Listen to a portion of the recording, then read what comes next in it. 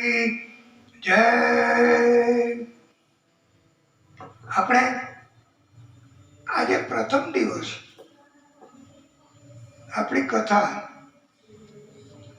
આ એક આપણે ભાગવત સત્સંગ શરૂ કર્યો છે અને એમાં હવે સૌથી પ્રથમ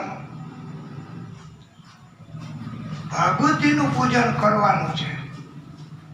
અને ભાગવતજીનું પૂજન કરવાનો અધિકાર એ માત્ર ને માત્ર પ્રભુની કૃપા હોય ને અને જન્મ જન્મના પુણ્ય ભેગા થયા હોય ને એ જ ભાગવતજીની કથા દરમિયાન પહેલી જ વખત ભાગવતજીનું શરૂ થાય ત્યારે એમને અધિકાર પ્રાપ્ત થાય છે.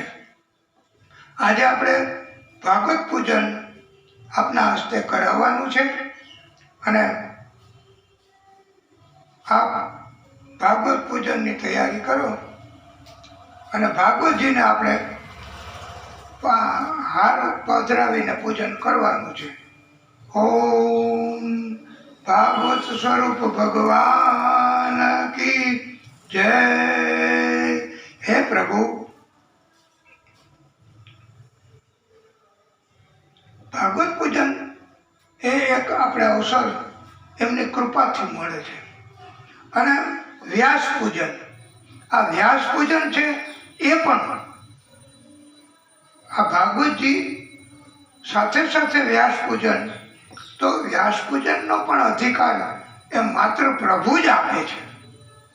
ગમે તેટલું ધન ખર્ચવાથી ભાગવત પૂજન અને વ્યાસ પૂજનના અધિકાર મળતા નથી.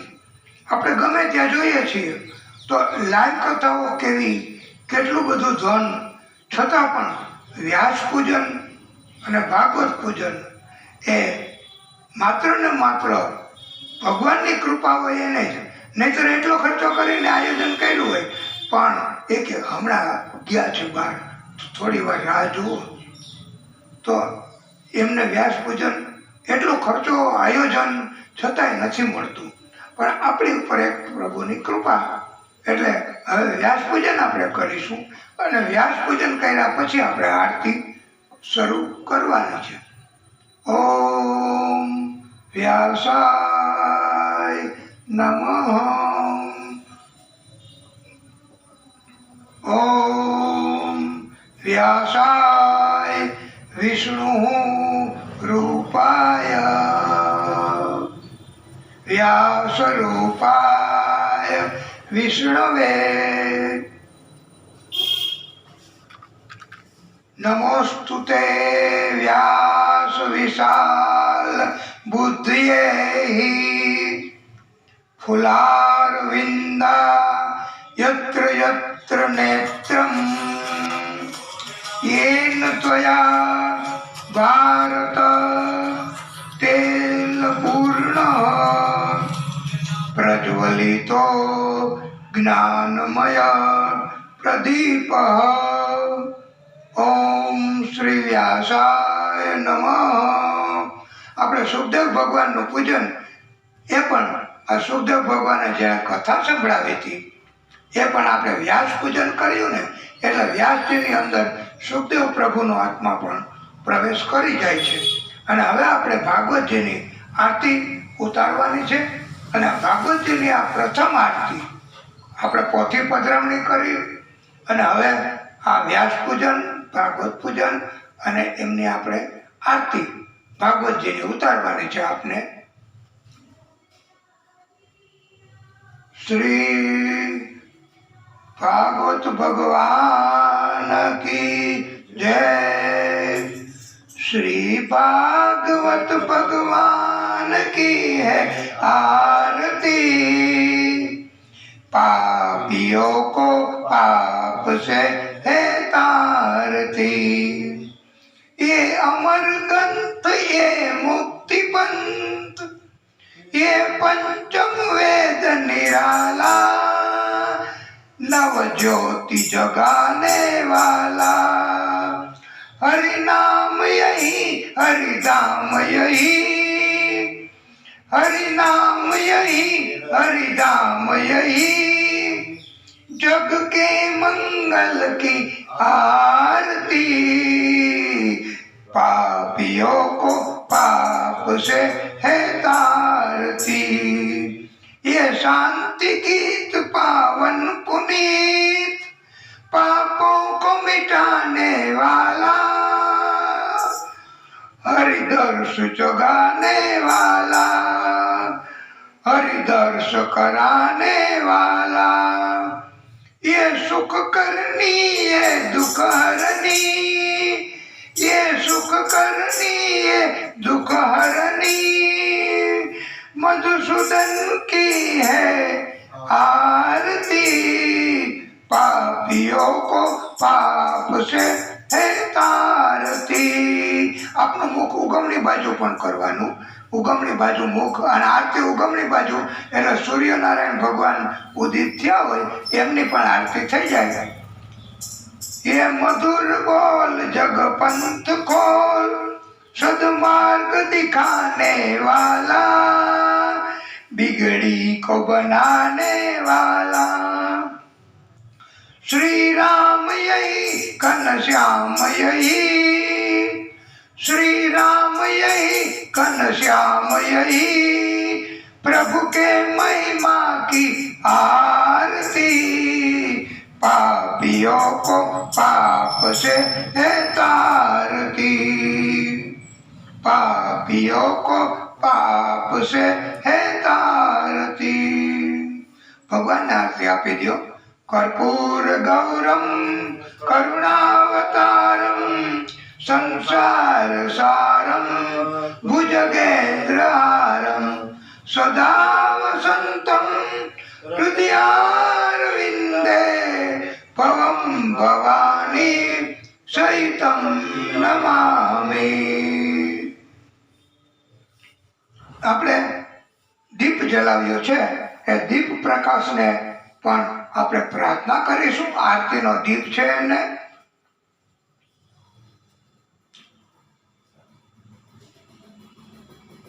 અમુક આપણે બધા દીપકના પ્રકાશને પ્રણામ કરીએ છીએ અને નમસ્કાર વંદન કરીએ છીએ। એ આપણી બુદ્ધિ સુધારે અને આપણું હંમેશા એ કલ્યાણ કરે એવી આપણે આજે પ્રાર્થના કરીએ છીએ। અને આ મંગલ કરનારી આરતી એ આપણે આરતી ઉતારી ભગવાનને આરતી આપી અને માનસિક રીતે આપણે આત્મનિયામ કરીએ છીએ। ओम यानि कानि च पापानि जन्मांतर कृतानि च तानि तानि प्रणश्यन्तु प्रदक्षिणा पदे पदे। आ दीप स्वरूप विष्णु भगवान है। एमने आपणे साष्टांग पगे लागवानुं छे। ए आरती आपणे नीचे मूकी અને પછી આપણે આ નીચે ત્યાં પધરાવી દે, આરતી મૂકી દો અને આપણે એમને સાષ્ટાંગ પ્રણામ પગે લાગવાનું છે। નમઃ સર્વહિતાર્થાય જગત આધાર હેતવે, સાષ્ટાંગો અયમ પ્રણામસ્તે, પ્રેયત્નેન મયા કૃતઃ। હા, આપણે ભાગવતજીની આરતી કરી। હવે આપણે ભાગવતજીનું મંગલાચરણ કરીશું। આરતીને આપણે એક બાજુ પધરાવી દો। આરતીને જ્યાં આપને યોગ્ય લાગે ત્યાં।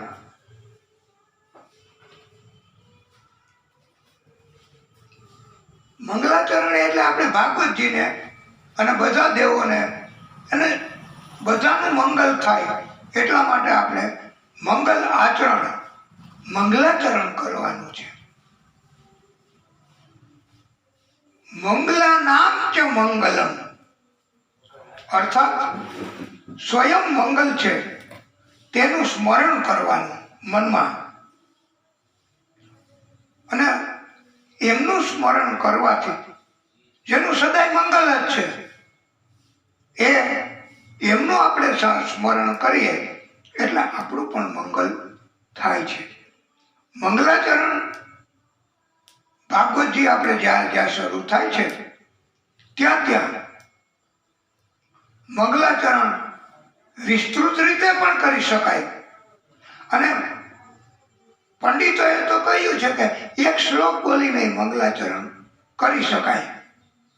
આપણને મંગલાચરણ વધારે વિસ્તૃત કરવાથી એવું નથી કે ભાગવતજીની કૃપા બહુ વધારે થાય અને ટૂંકું મંગલાચરણ કરીએ તો ભાગવતજીની કૃપા ઓછી થાય એવું કશું છે જ નહીં.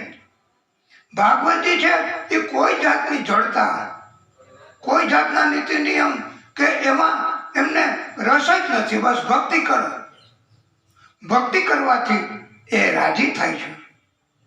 અને મંગલાચરણ કથા શરૂ કરી અને આ એક જ્ઞાનની બાબત છે. જેને જ્ઞાન નથી કે મંગલાચરણ કેમ કરાય, એને જ્ઞાન નથી તો એ તો ભગવાનનો દીવો કરીને પ્રયત્ન કરે કે અમારું કલ્યાણ કરજો, બધાનું કલ્યાણ કરજો, બસ થઈ ગયું મંગલાચરણ. ગણેશજીનું નામ સ્મરણ આપણે કરવાનું. અહીંયા ગણેશજીને પણ પધરામણી કરી છે. ગણેશજીને અને આદિશક્તિ ભાગવતજીની અંદર બિરાજમાન છે એ આદિશક્તિ છે, મૂળ શક્તિ. એમનું પણ સ્મરણ કરીએ છીએ એટલે આ ઉત્તમ પ્રકારનું મંગલાચરણ થઈ જાય. મંગલાચરણથી આપણે આ ભાગવત છે ને એ ભગવાનની આપણે એક ઇનડાયરેક્ટ રીતે પરમિશન લીધી કહેવાય કે અમે અમારી રીતે કાલાવાલા કરીએ છીએ અને આપની ભક્તિ, આપની કથા એ આજે પવિત્ર શ્રાવણ માસ તો શરૂ કરાવી છે તો આપ કૃપા કરજો બસ. એટલે આપણે એમની પરમિશન લીધી કહેવાય. પછી ભાગવતજી, મહાદેવજીની શિવ કથા હોય તો શિવ કથા કે કોઈ પણ ધર્મ, આપણે પૃથ્વી ઉપર ઘણા ધર્મો છે તો એના ગ્રંથો જુદા જુદા છે.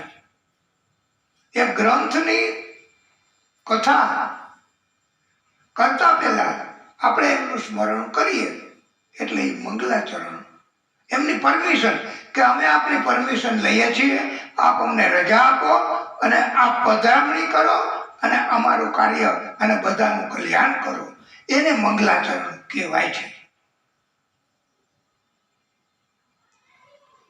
ગ્રંથના રચયિતા એ આદિશક્તિ સ્વરૂપ છે અને એનો વિસ્તાર કર્યો વ્યાસ ભગવાને. આપણે મંગલાચરણમાં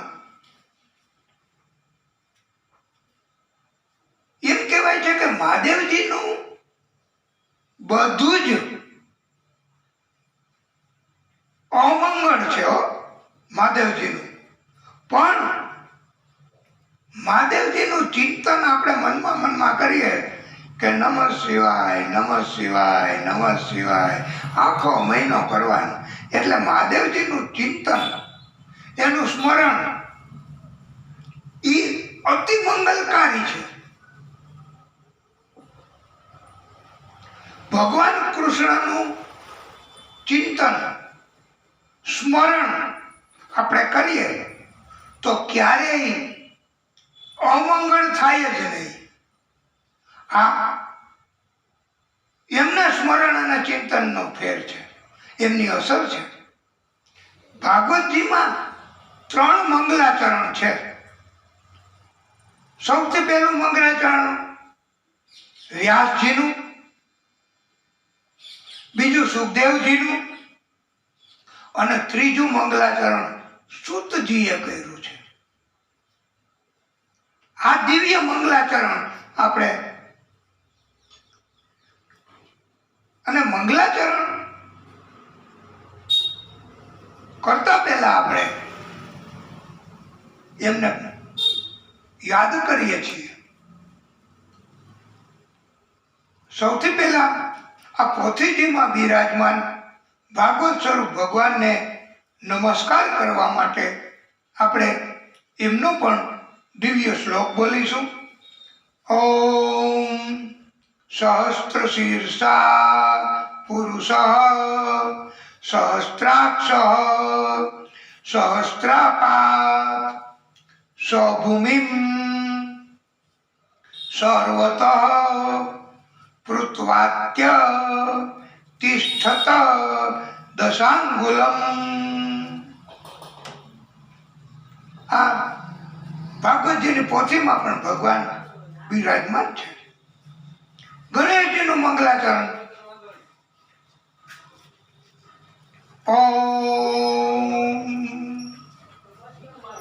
ગજાનનમ ભૂત ગણાધિસેવિતમ કથિત જાંબુ ફલચારુમ ભક્ષણમ ઉમાસુતમ શોક વિનાશકારકમ નમામિ વિઘ્નેશ્વરાય પાદ પંકજમ.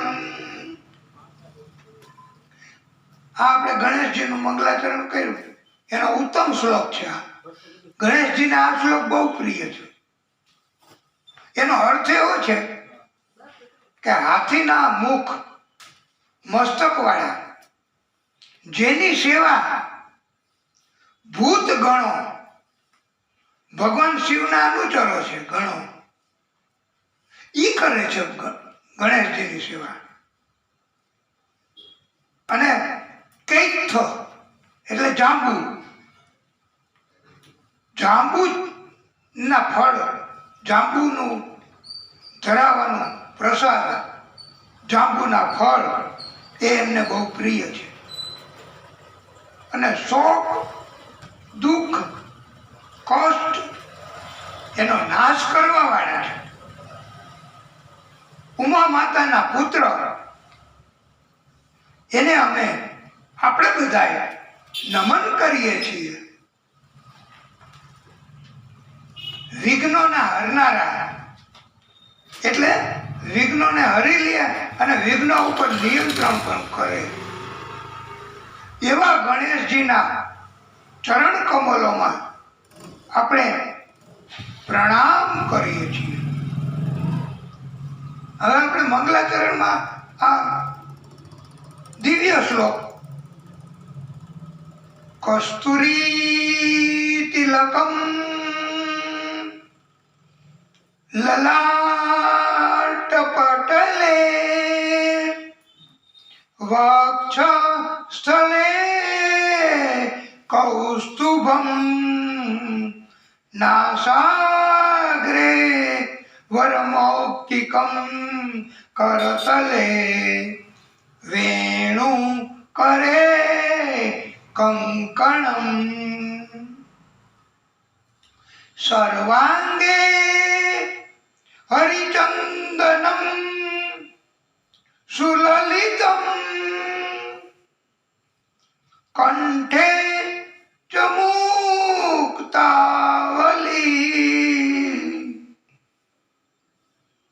ગોપસ્ત્રી પરિવેષ્ટિતો વિજયતે ગોપાલ ચૂડામણી.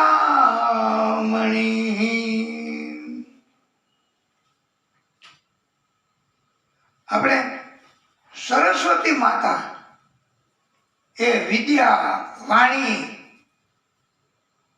જ્ઞાન એમને પણ પ્રાર્થના કરીશું. સરસ્વતી નમઃ તુભ્યં વરદે કામરૂપિણી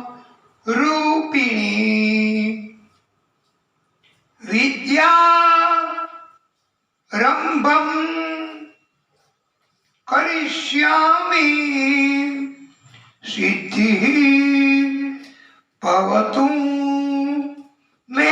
સદા.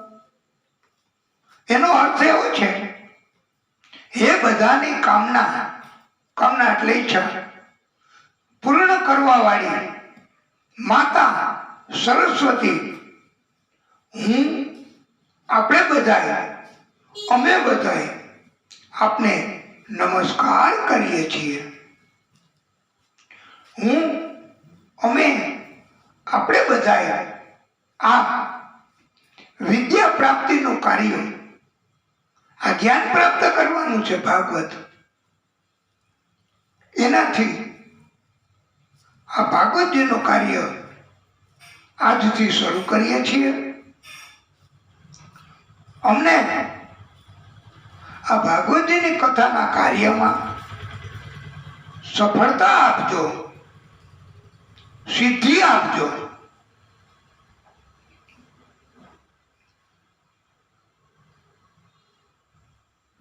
અસ્તિ સ્વસ્તરુણી કરાગ્ર વિગલા અલ્પ પ્રસૂનાપ્લુતમ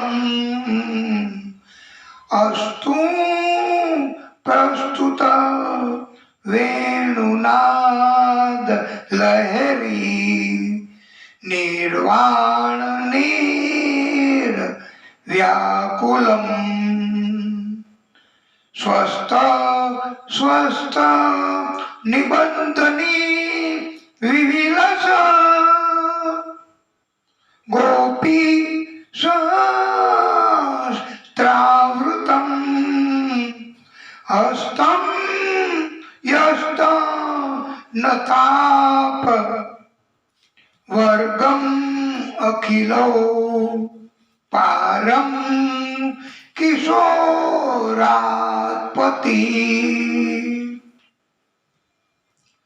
અને આપણે હવે વિષ્ણુ પરમાત્મા આદિશક્તિ સ્વરૂપ એ ભાગવતજીમાં બિરાજમાન થયા અને એમને આપણે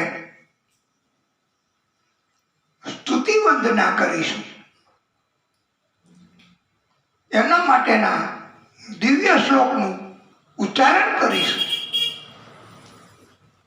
મંગલમ ભગવાન વિષ્ણુ, મંગલમ ભગવાન વિષ્ણુ, મંગલમ ગરુડધ્વજા, મંગલમ ગરુડ્ધ્વજઃ, મંગલમ પુંડરીકાક્ષ, મંગલમ પુંડરીકાક્ષ, મંગલાય તનો હરી, મંગલાય તનો હરી.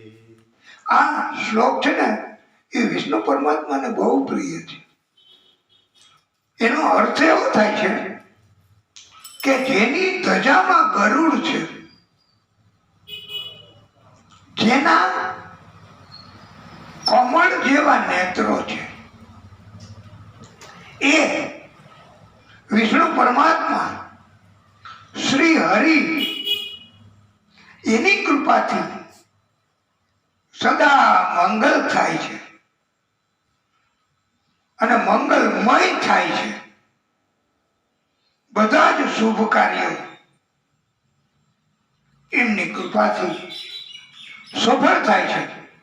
આપણું પણ આ સર્વજન હિતાય આ શુભ કાર્ય ભાગવત સત્સંગનું એ સફળ એમની કૃપાથી થશે.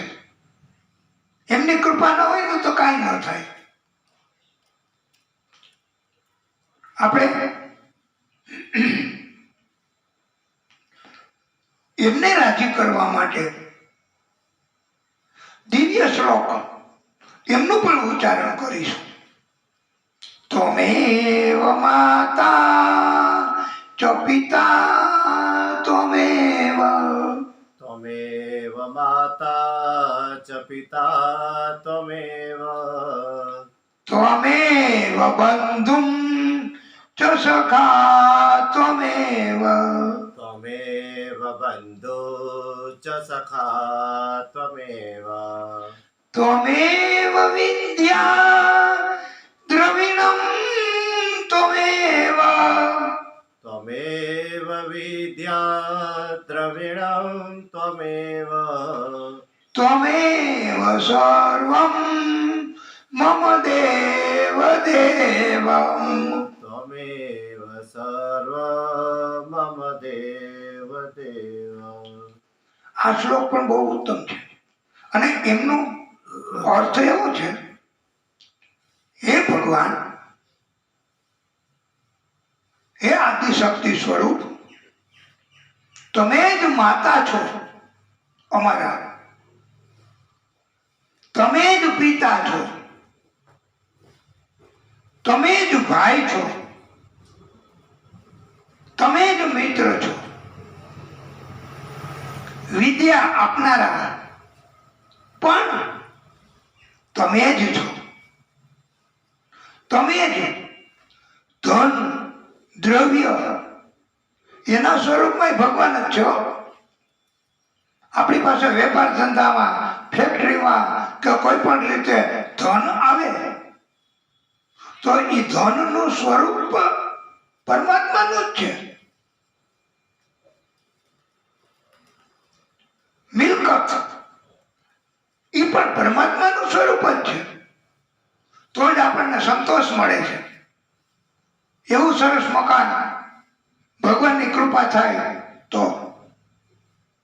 એક ભક્તને તો કરોડો રૂપિયાનો બંગલો ત્યાં આગળ છે, એને અમારે નજીકમાં છે, અને એ અહીંયા એક આપણે નવાગઢમાં પરમ ભક્ત હતા, એમના મિત્રો, એને કરોડો રૂપિયાનો બંગલો પોરબંદરમાં. અમે ત્યાં ગાડી લઈને ગયા અને ત્યાં ગયા તો એવી, અને એમને એક વહાણ ડૂબી ગયું. ત્યાં વિસ્તારમાં એવો એમને વ્યવસાય, એક વહાણ ડૂબી ગયું અને એમાં લાખો ને કરોડો રૂપિયાનું નુકસાન થયું. તો એને એવું કશું જ નહીં, એ કે આ તો ભગવાનનું દીધેલું છે, અને એ કદાચ સમુદ્રમાં ડૂબી ગયું તોફાનમાં તો એ તો ભગવાને લઈ લીધું. મારા એવા ભાગ્ય ક્યાંથી તો ભગવાન લઈ લે. અને એ કે તમે બધા પધારજો, આપણે બધા હરિદ્વાર જશે, પણ તમારે આટલું બધું નુકસાન થયું, અમને જરા સહાનુભૂતિ થઈ.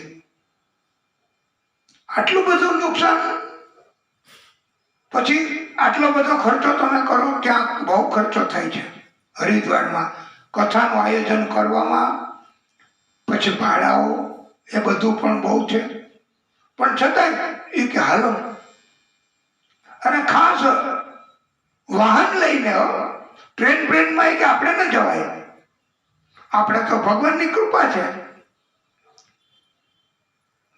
અને સ્પેશિયલ વાહન, અને ત્યાં જતા પહેલા તો એમને બંદોબસ્ત કર્યું, મેનેજમેન્ટ, કારણ કે એ લોકોની પાસે એવા બધા એક્સપર્ટ માણસો પણ હોય છે. ફોન કરીને તરત જ અમે ત્યાં પહોંચ્યા પહેલા તો બુકિંગ થઈ ગયું, આ તે બધી વ્યવસ્થા. એટલે ધન, મિલકત, સોનું ઝવેરાત નીતિથી કમાયેલું હોય, એમાં પ્રભુનો વાસ છે. અને હજી આપણે પછી કથામાં કહેવાના છીએ. આ તો એક એમની વાત, પ્રભુની વાત કરવામાં આપણે જરાય લોભ ન કરવો, કારણ કે આ તો પ્રભુ છે, પરમ કૃપાળુ છે. એમના ગુણગાન ગાવામાં જરાય લોભ ન કરવો.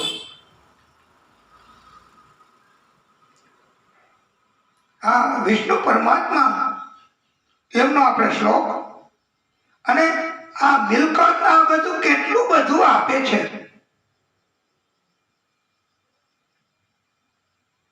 આ વિષ્ણુ પરમાત્મા આદિશક્તિ છે,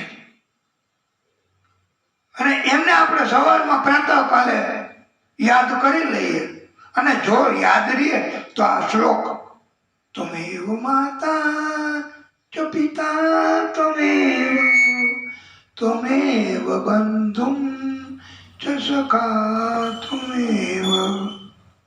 તો ભગવાન આખો દિવસ અને એમની કૃપાથી જો, નહીતર કરોડો રૂપિયાની લોન ઉપર ફેક્ટરીઓ ચલાવે છે, એમના હપ્તા પગાર એ બધું એમની કૃપા વગર ન થાય. અને ઘણાને તો ચાલુ કરતા પહેલા જ ફેક્ટરી એમાં નુકસાની અને અપકૃત્ય થાય તો ચોરી લૂંટ. પણ આ એક જાતની પ્રભુની કૃપા છે. જે થાય એ પ્રભુની કૃપા, થવાનું એ એની કૃપાથી જ થવાનું.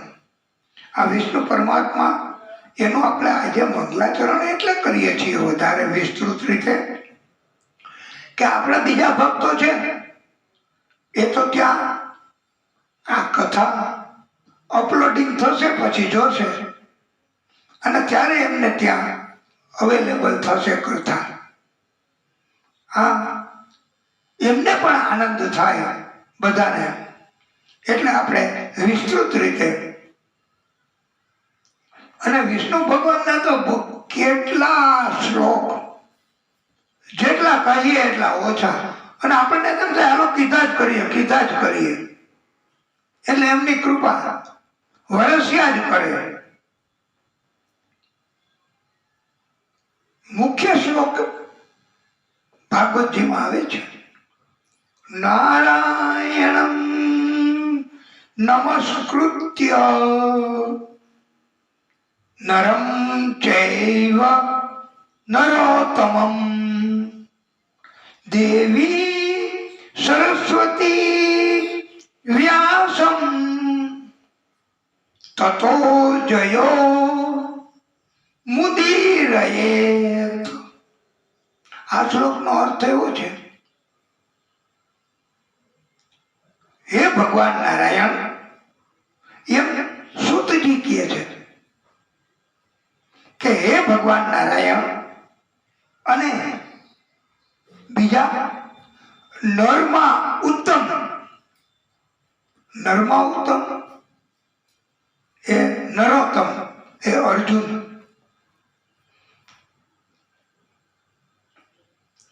અને નર નારાયણ સ્વરૂપે પણ એમનું પ્રાગટ્ય છે જ.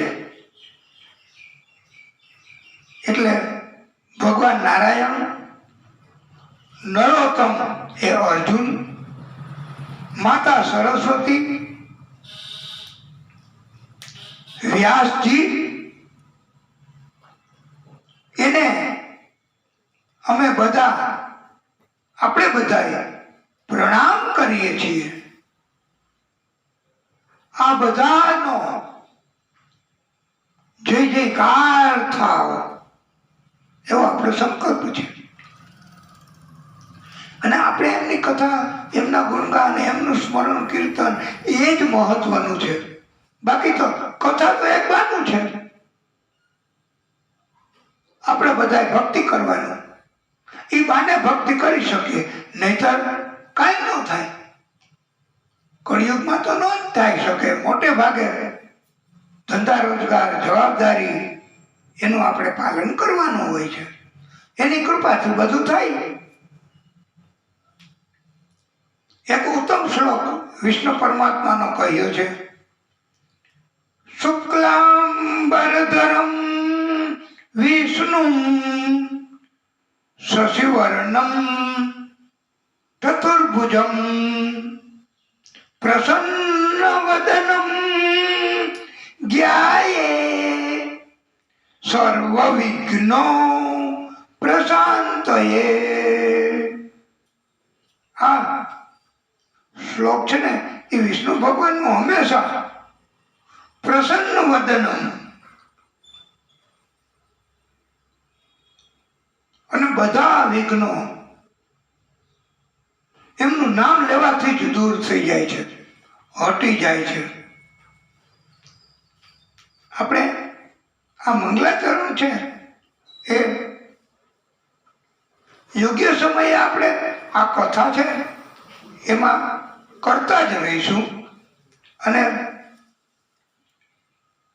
આપણા જે ભક્તો છે એ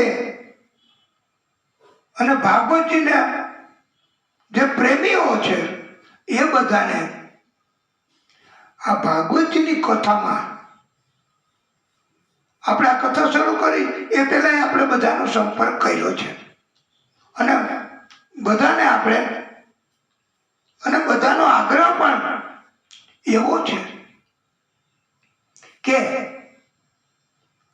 આપ ભલે ભાગવતજીનું કરો, આખો શ્રાવણ મહિનો સત્સંગ કરીએ, મોબાઈલના માધ્યમથી પણ અમે સત્સંગમાં જોડાશું, પણ આ સત્સંગ, આ કથા એમાં એવી કોઈ વિચારને બગાડે એવી ધૂન, એવા કીર્તન કે એવા રાસ એને આપ દૂર કરો એવો એમનો અનુગ્રહ છે. અને એટલે આપણે બધા, અને એ પણ બહુ સત્ય વાત છે કે 5 મિનિટની કથા કીધી હોય પછી આપણે મંડી હાલો બધા રાસ લેવા માંડો, ધૂન કરો, 1.5 કલાક સુધી આપણે એવું બધું કર્યા કરીએ તો कथा तो करने की है, तो कथा नहीं करेंगे और दूसरा कुछ करेंगे तो भगवान ની કૃપા પછી કેવી રીતે થાય? આ તો એવું થયું કે ભગવાનની કૃપા ભાગવતજીના નામથી ધન કમાવું. આયોજકોને તો બહુ ખબર નથી હોતી, ઘણાને ખબર હોય પણ છતાંય માન મર્યાદાઓ રાખતા હોય છે કે વ્યાસ આસન ઉપરથી જે કંઈ બોલવામાં આવે, જે કંઈ કરાવવામાં આવે એ બધું ભગવાનની કૃપાથી જ હોય છે. એમાં આપણે બધા સામેલ છીએ. પણ શક્ય હોય ત્યાં સુધી શુદ્ધ નિર્મલ મન, શુદ્ધ મન, શુદ્ધ હૃદય કથા સાંભળ્યા પછી ન થાય તો કથાની અસર કઈ ન થાય. અને આ શ્રાવણ મહિનો એમાં આપણે આજે કથાનું આયોજન કર્યું, સત્સંગ કથાનું, તો એનો હેતુ એ આપણે આગળ લખેલો છે, બાર બેનરમાં લખેલો છે, બાર બેનર રાખ્યા એમાં કે આ સત્સંગ કથા એને કોઈ ભાર નથી આપણે મૂકતા, ટેન્શન નથી કોઈને આપતા.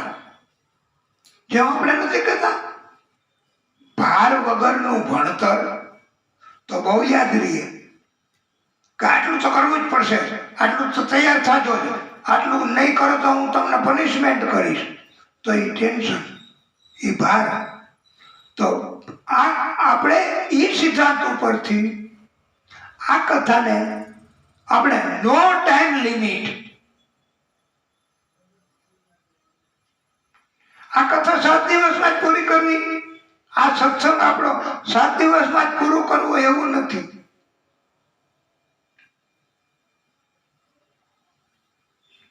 ઘણા વક્તાશ્રીઓને આપણે કથા જોતા હોઈએ છીએ 7 દિવસમાં, તો time limit is fixed there કે 7 દિવસમાં તમારે કથા તો કરવાની પૂરી.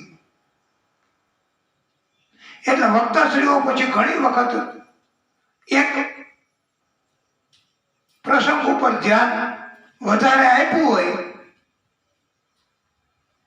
તો પછી બધા પ્રસંગો તો કહી ન શકે, અને પછી શું કરે કે એ કહેતા હોય છે આયોજકો શ્રોતાઓને કે હું આપને આ કથા બહુ ટૂંકમાં કહીશ, કારણ કે આપણી પાસે ટાઈમ નથી, કૃષ્ણ જન્મ તો કરાવવાનો જ છે. એટલે આવું ન બને, અમારે આવું કેવું ન પડે, અને ભાર નો રહે, ટેન્શન. અમારી ઉપર ટેન્શન નહીં, શ્રોતાઓ ઉપર ટેન્શન નહીં. એમને પણ કંટાળો આવે કે એવું થાય તો ઓકે,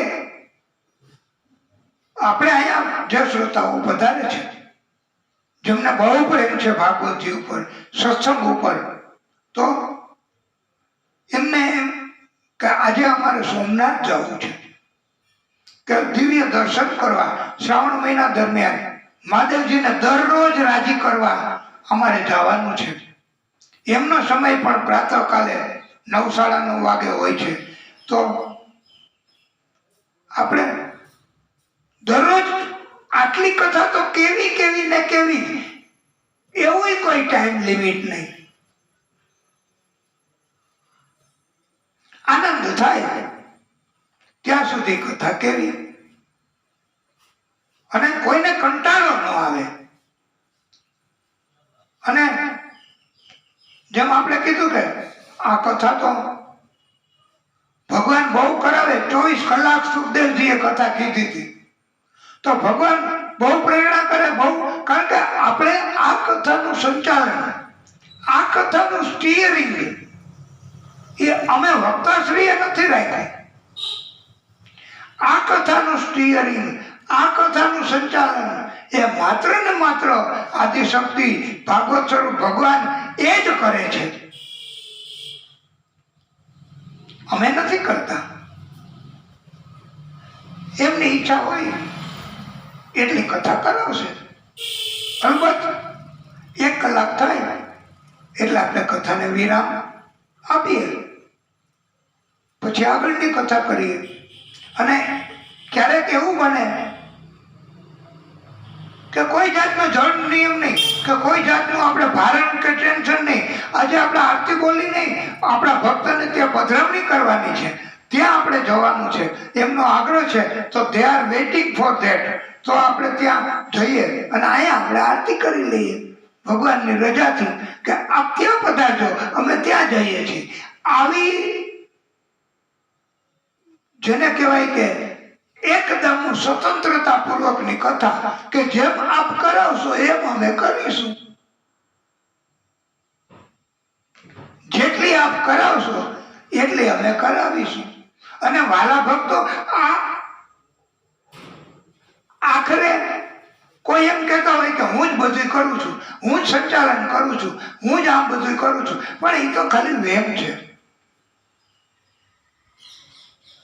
એની ઈચ્છા વગર, આપણે નથી કહેતા કે એની ઈચ્છા વગર પાંદડું એ હલે નહીં, પત્તા બી નહીં હિલતા. તો આપણે ખોટા વેમમાં રહેવું કે હું કરું છું, હું કરું છું, હું કરું છું, હું કરું છું. જુઓ ને હું કેટલું બધું કરું છું. તો એમાં આપણે ઘણા પંડિતોએ કીધું છે, હું કરું એ જ અજ્ઞાનતા, શકટનો ભાર જેમ શ્વાન તાણે. જેમ ગાડા નીચે કૂતરું આવેલું જાય, એ કે હું જ આ ગાડાનો ભાર ઉપાડું છું. અરે ભાઈ, એવો વેમ છે તમારો, ભાર તો આખરે તારી ઉપર નથી. એને ડોગ બીનીથ કાર્ટ, એટલે ગાડા નીચે કૂતરું, એવી આપણી પરિસ્થિતિ થઈ જાય. હું અને હું. પણ એ ક્યારે છૂટે? એના માટે આપણે કોઈ મોટા સર્જન કે હવે મારા દિમાગમાં ઓપરેશન કરી દો ને, કરોડ રૂપિયા ભલે ખર્ચો થાય, પણ આ મારા દિમાગમાંથી હું છે ને એ નીકળી જવું જોઈએ, તો મુસ્કો નિકાલ દો. તો એમાંથી નીકળી શકે નહીં. કરોડો રૂપિયા આપવા છતાંય આ હું એ આમાંથી નીકળી શકવાનું નથી. એના માટેનું કોઈ સર્જન નથી. એના માટેનો એક જ ઉપાય, મગજમાંથી હું કાઢવાનો એક જ ઉપાય, એ જ ભાગવતની કથા. ભાગવતની કથાથી અનેક ગણા, એમ માનો ને કે એટલું બધું મહત્વ છે ભાગવતજીનું. તો એ આ હું અભિમાન એ માત્ર ને માત્ર ભાગવતની કથા સાંભળવાથી, કથાનું આયોજન કરવાથી અને કથા કહેવાથી એ હું નીકળી જાય. પછી તો એક તમને કાંટો ખાલી વાગ્યો હોય ને, કાંટો, તો કેટલી પીડા થતી હોય અને કેટલું બધું દર્દ. ભાઈ કાંઈ કરો ને, મારા પગમાં કાંટો છે, પાકશે ક્યાં, મને કષ્ટ આપશે. અને પછી કોક એવો જેની દ્રષ્ટિ તેજ હોય એ કે લાવતો જરા સોય લઈને એ કાંટાને આમ દ્રષ્ટિ એની તીવ્ર હોવી જોઈએ, કાંટો કાઢવા વાળાની. તો એની દ્રષ્ટિથી એ જોઈ અને કાંટાને આમ એવી સોયથી અને ચાલાકી પૂર્વક, કુનેહ પૂર્વક કાંટો કાઢી નાખશો. તમે એમ કહેશો ઓય બાપા, પણ તમે આટલું બધું કરોમાં એ કે નીકળી ગયો. શું કાંટો જોઈ લ્યો, આર્યો. તો આ ભાગવતજી છે ને, ઈ આપણા અંદરથી બધા પ્રકારના કષ્ટ, આ બધું એ પળવારમાં દૂર કરી દે છે. પણ એક શરત છે, શરત. એમ ભાગવતી અને ભગવાન પોતે કહે છે કે હું તમને માલામાલ કરી દઉં, પણ એક શરત, હું તમને કંચન જેવી કાયા, એટલે કે કાયા શરીર કઈ સોનાનું બને, પણ કોઈ જાતનો નખમાય રોગ નહીં, એવું આપણે ઘણા કહેતા હોય છે. મોટી ઉંમરના માણસો હોય ને, એ કે એમનું તો કેટલું બધું તંદુરસ્તી સારી છે, સ્વાસ્થ્ય, નખમાય રોગ નહીં. આવી કાયા કંચન જેવી થાય, એ ભાગવતજીનો એક જાતનો કથા સાંભળવાનો ફાયદો. એટલે અને આપણે આ કથાની કોઈ લિમિટ નથી રાખી. એમ થાય કે આજે આપણે કલાકની કથા કેવી છે તો કલાક. આજે આપણે બહુ આનંદ થાય છે અંદરથી, તો થોડી વધારે કથા કહેશું. અને આ કથા છે એ શ્રાવણ મહિનો પૂરો થઈ જાય કદાચ તોય ચાલુ જ રાખવી છે. એવો અનુગ્રહ છે ભક્તોનો કે કથા આપણને એકવાર ભગવાને ચાલુ કરાવી દીધી, ભગવાનની કૃપા થઈ ગઈ, ભગવાન પધાર્યા આપણે ત્યાં, આપણા હૃદયમાં, તો હવે આપણે ભગવાનને જવા દેવાય? તમે એ કથા ચાલુ જ રાખો અને દિવાળી સુધી ચાલુ રાખો. એમ રાત્રે ફોન આવે છે બધા ભક્તોના કે આ કથા પૂરી ન કરતા, કારણ કે એકવાર હૃદયમાં ભગવાન પધાર્યા એને જવા દેવાય. અને આ તો મહાદેવજીની કૃપા. પવિત્ર શ્રાવણ માસ નિમિત્તે આપણે આ કથા, અને આ કથા છે એ બધા ભક્તો સુધી પહોંચે એટલા માટે આપણે આ યુટ્યુબમાં કથા મોકલશું. અહીંયા જે મુખ્ય કાર્ય ભગવાનનું કરવા વાળા છે, જેને ભગવાનમાં અને ભાગવતમાં બહુ પ્રેમ છે, એવા લોકો એ અહીંયા કઈ અમારે માગવું નથી પડતું, એની મેળે જ બધું આવી જાય છે. આ એક જાતની એની એક સાઈડની કૃપા છે, બાકી તો એને ઘણી કૃપા થાય છે ભગવાનની. અને આ કથા છે એ ભાગવતજીની કથા, ભાગવતજીનો સત્સંગ છે, એનું તો બહુ મહત્વ છે. સૌથી મોટામાં મોટો સત્સંગ કીધો હોય ને, કોક આપણને સારા માણસ મળે એનો આપણે સંગ થઈ જાય, એક પળવાર પૂરતો તોય આપણને હૃદય શુદ્ધ બની જાય છે. અને જો કોઈ પાપીનો, કોઈ ટીકા કરવા વાળાનો, કોઈ નિંદા કરવા વાળાનો, કોઈ દૈત્ય જેવી પ્રવૃત્તિ કરવા વાળાનો આપણે સંગ થઈ જાય તો આપણો આખો દિવસ બગડે. આપણે નથી કહેતા,